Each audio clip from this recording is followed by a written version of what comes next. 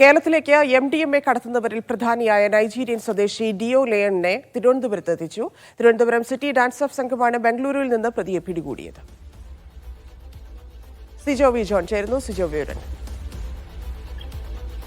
ഇന്നലെ രാത്രിയാണ് ബംഗളൂരിൽ വെച്ച് ഡിയോ ലെയണിനെ തിരുവനന്തപുരം സിറ്റി ഡാൻസ് ഓഫ് സംഘം പിടികൂടുന്നത്.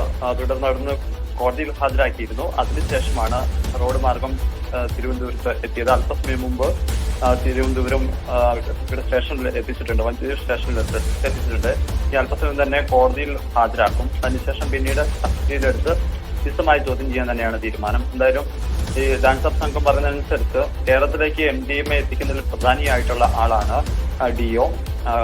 ഇയാള് തിരുവനന്തപുരത്ത് ഒരു രണ്ടുപേരിൽ നിന്ന് MDMA പിടികൂടിയിരുന്നു. അതിനുശേഷം അവരിൽ നിന്ന് എങ്ങനെയാണ് എത്തിയെന്നുള്ള സംബന്ധിച്ച അന്വേഷണമാണ് ഈ ഡിയോയിലേക്ക് എത്തുകയും ചെയ്തിരിക്കുന്നത്.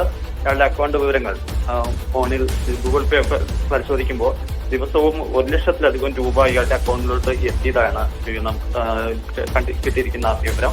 അതോടൊപ്പം തന്നെ ഇയാള് നൈജീരിയയിൽ നിന്ന് ഇന്ത്യയിലേക്കൊക്കെ പഠിക്കാൻ എത്തുന്ന വിദ്യാർത്ഥികളുണ്ട്. ആ വിദ്യാർത്ഥികൾ താൽക്കാലികമായി ഇവിടെ വരുമ്പോൾ ബാങ്ക് അക്കൗണ്ട് എടുക്കും, അതിനുശേഷം മൊബൈൽ ഫോൺ ഒക്കെ എടുക്കും. ആ സിമ്മും അതോടൊപ്പം തന്നെ ആ അക്കൗണ്ട് നമ്പറും ഉപയോഗിച്ചാണ് ഇയാള് ഇതിന്റെ ട്രാൻസാക്ഷനെല്ലാം നടത്തിക്കൊണ്ടിരുന്നത്. കേരളത്തിലെ വിവിധയിടങ്ങളിൽ നിന്ന് ഇയാള് ഇവിടെ ഈ ലഭ്യവസ്തുക്കൾ എത്തിച്ചു നൽകിയതായിട്ടാണ് വിവരം. അത് ഏതൊക്കെ സ്ഥലങ്ങളിലാണ് കൊടുത്തിരിക്കുന്നത്, അത് ആരൊക്കെയാണ് എന്നത് സംബന്ധിച്ച് ഇതിൽ പങ്കുള്ളതെന്ന വിവരങ്ങളും ഡാൻസ് ഓഫ് പരിശോധിച്ചു വരികയാണ്.